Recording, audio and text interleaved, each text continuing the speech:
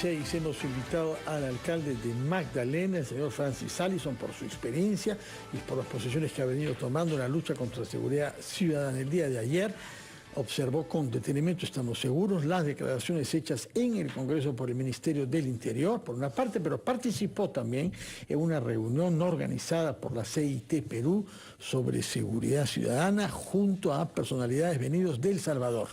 Lo que llamó la atención, señor Allison, de su participación en ese evento es que no usó usted la palabra Bukele ni una sola vez. Así es. Muy buenos días, Fernando, Mávila, buenos días. Gracias. No, yo creo que, a ver, el problema número uno de Perú es la inseguridad ciudadana. Estamos todos de acuerdo, el 82% de peruanos se sienten inseguros en la calle y en lo que va del año, el 26% de peruanos ya fue víctima de un delito, la cuarta parte, un poquito más. Y si esto sigue creciendo, calculo que en 10 años, cada año cerca del 70% de ciudadanos va a ser víctima de delito cada año. O sea, eso es inaceptable. Es momento de poner mano dura, sin duda, de ser firmes y de meter presa a toda esa gente que le hace daño a nuestra comunidad y a nuestra sociedad. Sin embargo, yo sí veo absolutamente inaplicable el plan Bukele. En primer lugar, las condiciones geográficas. El Salvador mide menos que Ica. El Salvador mide 21.040 kilómetros cuadrados, Ica mide 21.300 kilómetros cuadrados. Segundo, el número de población. Tercero, el tipo de criminalidad. Ellos han tenido también a su ventaja que esa gente se autoacusaba porque tenían todos la cara... Se autodelataban. Se autodelataban, porque era para ellos un orgullo pertenecer a una pandilla, a una mara, y ellos mismos se tatuaban, todos tatuados, por disposición de los mandos altos de las maras. Entonces, la captura de ellos también ha sido facilísimo. Acá no hay ningún delincuente, asaltante que diga soy asaltante, soy violador, eso no existe acá. O sea, son condiciones diferentes. Y aparte, El Salvador ya está en una posición, en una situación mucho más grave que la de hoy de Perú. No creo que necesitemos violentar los derechos constitucionales de la gente para lograr ser firmes, para tener penas altas, para tener nuevos penales, en fin, ¿no? No creo que haya que llegar a eso, porque por ejemplo en El Salvador están sucediendo cosas que en el Perú no se podrían. Por ejemplo, publican las leyes contra la criminalidad, solamente el título, el texto es secreto. En el Perú eso sería imposible, que las leyes sean secretas. ¿No? Para eso previamente hubo que, evidentemente, cerrar el Congreso y tener un Congreso. Militares al Congreso. Así es. Segundo, hay detenciones, estoy de acuerdo con la detención y nuestra propia legislatura sí permite el aislamiento del detenido en ciertos casos. Pero acá se está deteniendo y aislando por meses. En El Salvador... ¿Se refiere a Bukele? Me refiero a Bukele. En ese caso, no el Perú, se detiene y la familia no sabe ni dónde está el detenido, por meses, si está vivo, si está muerto, hasta que se inicia el proceso y recién ahí tiene esa persona derecho, no a visita, pero sí a ser asistido por abogado. Entonces, ya creo que con la experiencia de Perú sabemos que eso termina en la anulación de la condena. Sí. No tiene sentido, solamente para acabar, creo que podemos ser muy firmes, meter presa a esa gente. Y ya el Perú ha demostrado que lo puede hacer, además lo hemos hecho con el terrorismo, sin tener abiertas violaciones, por ejemplo, al debido proceso que termina en la nulidad de las condenas al final. Bueno, ¿no? El debate del plan Bukele viene a propósito de una situación de inseguridad desbordada y además con una diversidad de actividades ilegales que se ha multiplicado, que se ha visto en los últimos meses, sobre todo, crecer mucho. El día de ayer el presidente del Consejo de Ministros fue muy enfático, dijo aquí no se aplicará el plan Bukele, pese a que hay alcaldes que lo respaldan, dijo aquí aplicaremos el plan Boluarte, ¿no? Y anunció una serie de medidas y unos montos de inversión para ejecutar este denominado plan Boluarte. ¿Cuál es el primer comentario que le suscitan los anuncios hechos el día de ayer por el presidente del Consejo de Ministros ante el Congreso en este pedido de elevación de facultades legislativas? Sí, a ver, creo que lo positivo del tema es que estamos hablando de esto. Ustedes como periodistas saben muy bien el poder de poner los reflectores sobre los temas, el poder del debate. nos va a llevar claramente por un camino de poder resolver esto. Estamos debatiéndolo, discutiéndolo y eso es positivo para una democracia. Sin embargo, lamentablemente creo que es hasta malo que le pongan Plan Boluarte porque veo normas que no constituyen de ninguna manera una estrategia ni un plan. ¿Cuáles, por ejemplo? Por ejemplo, para evitar los robos en taxi se quiere regular el tema de los aplicativos para delivery. Pero es que lamentablemente la mayor parte de gente asaltada en un taxi es un taxi callejero, no de aplicativo. En aplicativos son la minoría, rara vez. Taxi callejero es lo más frecuente. Segundo, colectivos ilegales. Ahí se asalta mucho y no está contemplado en la norma ninguno de los dos. Solamente mayores requisitos para que los aplicativos funcionen en el país, mayores requisitos para que el taxi que funciona con aplicativo pueda hacer su labor. El retorno de policías en retiro, por ejemplo. Positivo. Eso está bien. Con las condiciones que no conocemos porque el proyecto de ley o sea, la norma no se ha presentado, pero con ciertas condiciones algunos policías en retiro bien podrían servir para fortalecer e incrementar el número de policías. Por ejemplo, a cierta edad un policía se jubila, pero puede hacer la mejor labor de oficina por la experiencia que tiene. Y de esa manera poder liberar a alguien más para la vía pública. Pero claro, tiene que haber un incentivo.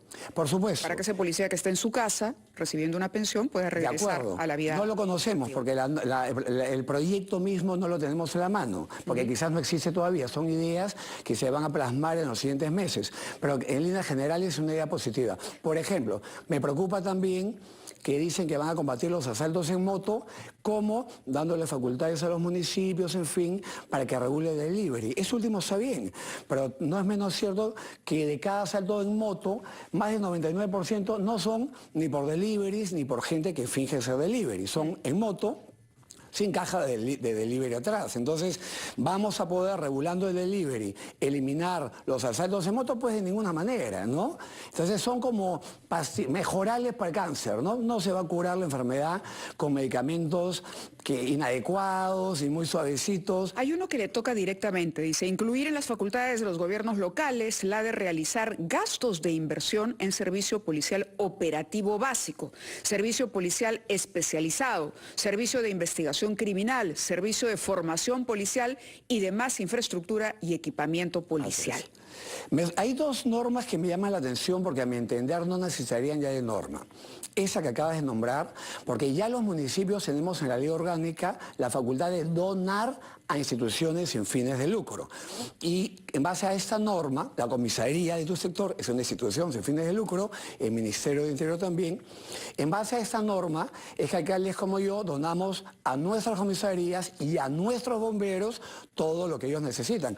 Somos muchos los alcaldes que hemos donado vehículos y hasta los colchones a los bomberos y a la comisaría y todo, y lo hacemos porque la ley ya no lo permite. Es decir, no necesitamos una nueva ley para hacer lo que ya muchos venimos haciendo. Los que no lo han hecho hasta el día de hoy es o por desconocimiento de la norma, o por falta de voluntad, o porque no tienen dinero, no hay recursos en la mayoría de municipios. Entonces, acá tenemos otra norma que yo no entiendo ni siquiera su utilidad en la práctica. Más del 90% de municipios tiene una economía austera, o sea, no va a haber un impacto con esa norma. Repito, porque aparte ya podemos donar. La otra norma que me llama la atención es que quieren hacer una norma para hacer una central única de emergencias. ¿Es que acaso el Poder Ejecutivo necesita una ley para hacer una central única de emergencias? Pero en lo absoluto, ¿no? ¿Acaso otras centrales de emergencias se han creado con leyes? No, no es necesario. Esa es función propia del Ejecutivo. Ejecutar, administrar los recursos y ejecutar. Alcalde Allison, permítanos ir a una pausa, por favor, después de la cual quisiéramos hacerles otras preguntas. Una de ellas tiene que ver con lo que ha declarado el señor Muñante hace pocos minutos, cambiar el Código Procesal Penal. Según él, reforzar el rol de la policía en detrimento de la Fiscalía. Es una vieja polémica, usted es un abogado penalista, sí, así es, en la vida civil, y también me parece que tiene algunos comentarios que hacer sobre declaraciones de su colega, abogado penalista, que es el ministro de Justicia actual, señor Daniel Mada Urate. Nos contestará esas dos preguntas después de la pausa, señor Allison, alcalde de Magdalena.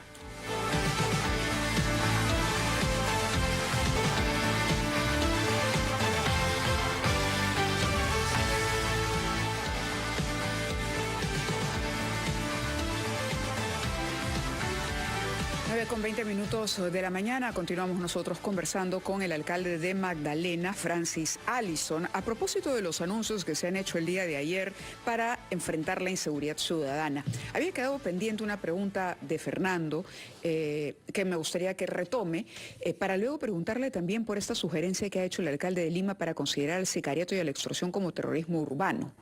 No sé cuál es su punto de vista.